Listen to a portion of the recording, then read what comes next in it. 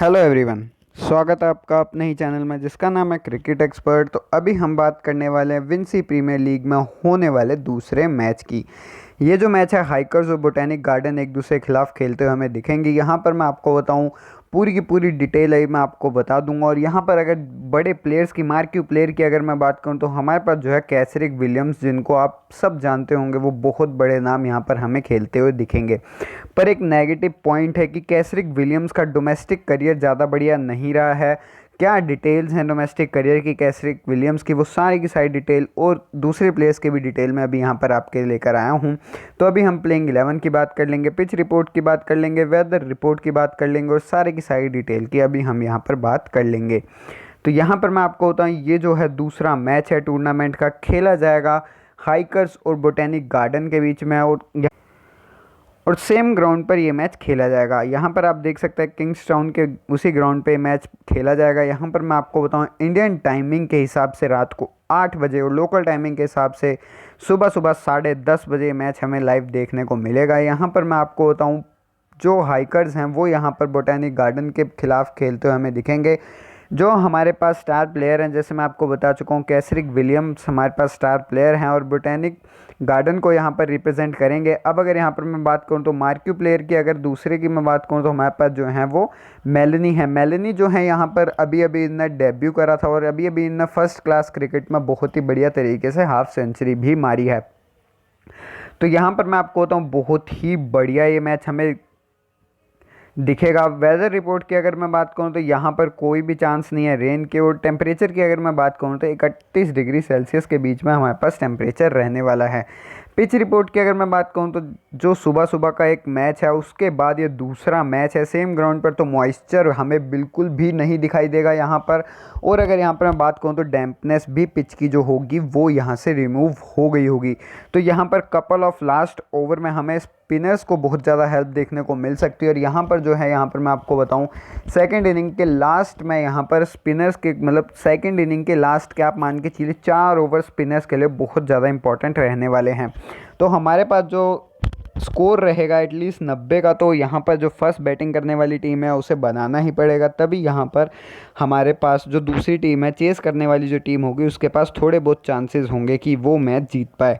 यहाँ पर मैं आपको बताऊँ बहुत ज़्यादा चांसेस हैं कि जो बाउंड्रीज होंगी पिच की उन्हें यहाँ पर छोटा कर दिया जाए। जैसे हमने यहाँ पर जो पिछला मैच 2013 का हुआ था T20 का, वहाँ पर बाउंड्रीज छोटी कर दी गई थी इस ग्राउंड की। तो यहाँ पर बहुत ज़्यादा चांसेस हैं कि हाई स्कोरिंग मैच देखने के लिए यहाँ पर जो है हमें बाउंड्रीज छोटी देखने को मिल सकती है। और ऑडियंस भी यहाँ पर अलाउड है, तो यहाँ पर आप मान के चल सकते हैं कि यहाँ पर बाउंड्रीज हमें इस मैच की छोटी ही देखने को मिलेंगी।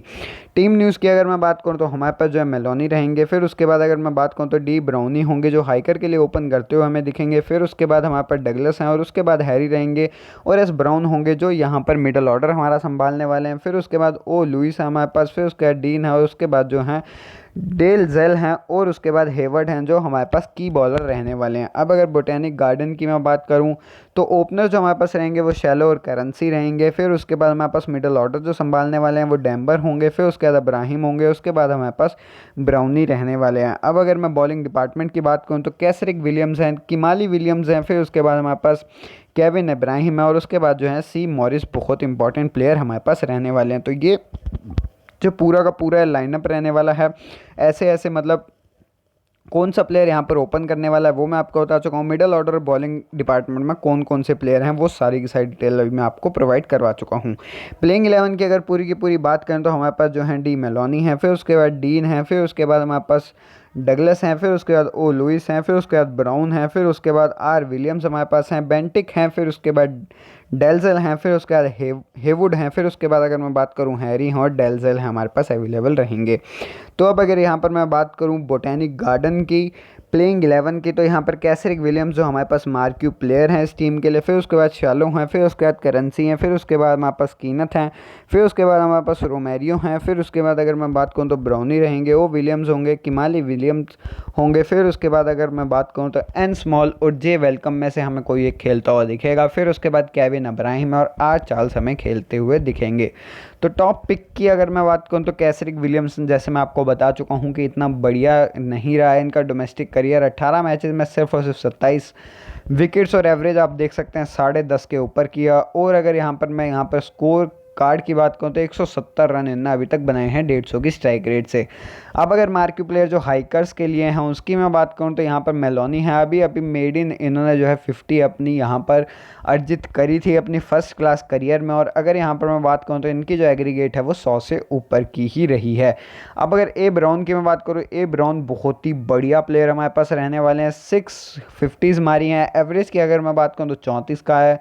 750 के करीब रन इन्ना मारे हैं। फिर उसके बाद जो है 24 विकेट चटकाई हैं और 2 बार जो है 4 विकेट हॉल इन्ना यहाँ पर अपने लिए प्राप्त किया है। अब अगर मैं डी ब्राउनी की बात करूं तो यहाँ पर मैं आपको बताऊं सॉलिड रिकॉर्ड रहा इनका डोमेस्टिक मैचेस में। और यहाँ पर आप देख सकते हैं 22 T20I मैचेस में 24 विकेट के साथ 605 रन इन्ना यहाँ पर बनाया। तो ये कुछ हमारे पास टॉप पिक्स रहने वाले हैं इस टीम में से और पूरे के पूरे ये जो सेकंड मैच है वहाँ में से। तो यहाँ पर अभी हम टीम की बात कर लेते हैं। टीम की बात करने से पहले जिन भाइयों ने अभी तक चैनल को सब्सक्राइब नहीं करा है वो सब्सक्राइब कर लें, और जिन भाइयों ने वीडियो लाइक नहीं करी है वो लाइक कर दें, क्योंकि ऐसी वीडियोज़ और भी आती रहेंगी आपके लिए इस चैनल पर। तो यहाँ पर सबसे पहले हम जो है ऑप्शंस की बात कर लेंगे कि हमारे पास क्या क्या ऑप्शन रहने वाले हैं, किन किन प्लेयर को हम अपनी टीम में पिक कर सकते हैं। तो यहाँ पर अभी जो सबसे पहले हम बात करेंगे वो विकेट कीपिंग ऑप्शन की बात करेंगे।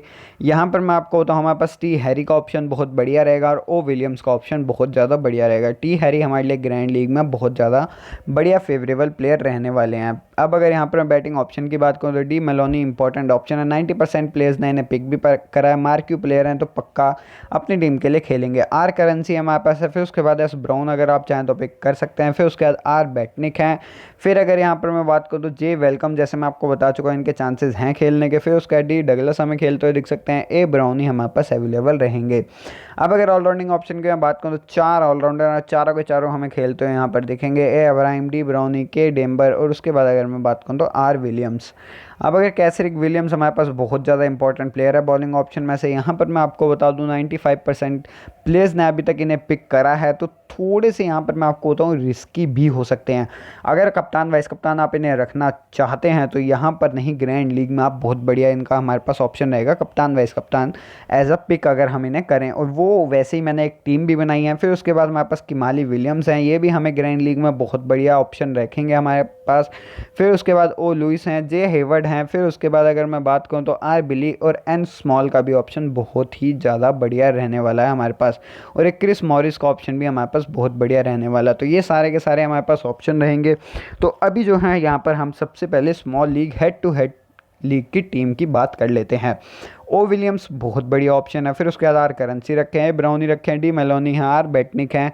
कप्तान जो है डी ब्राउनी रखे हैं। वाइस कप्तान जो है के डेम्बर रखे हैं, आर विलियम्स रखे हैं, क्रेसिक विलियम्स रखे हैं। फिर उसके बाद अगर मैं बात करूं तो आर डिबली रखे हुए हैं। और उसके बाद जो है ओ लुइस मैंने यहाँ पर पिक कर रखे हैं। तो ये जो टीम रहने वाली है हमारे लिए हेड टू हेड के लिए बहुत ही इंपॉर्टेंट टीम हमारे लिए रहेगी। हेड टू हेड के लिए इतनी ज़्यादा इंपॉर्टेंट टीम ये हमारे लिए रहने वाली है। सारे के सारे प्लेयर यहाँ पर जो है कंसिस्टेंसी के साथ अपने डोमेस्टिक मैचेस में परफॉर्म करते हुए आए हैं। कप्तान वाइस कप्तान तो हमारे लिए बहुत ही ज़्यादा इंपॉर्टेंट है ये स्मॉल लीग के लिए।